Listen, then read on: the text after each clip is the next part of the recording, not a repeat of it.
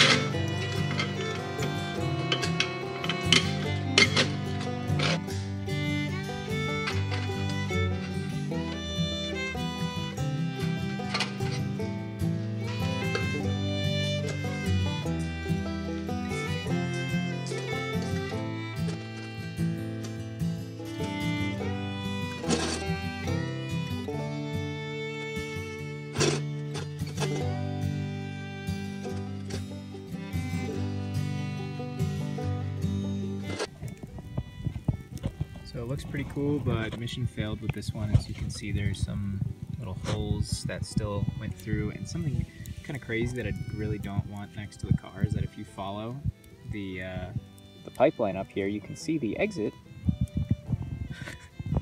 with fire just spewing out of it. I definitely don't want that, you know, right next to the roof rack, but there's also some other stuff going on here. The contact cement is just melting. And also all of these little connections here, all the smoke is coming out of there.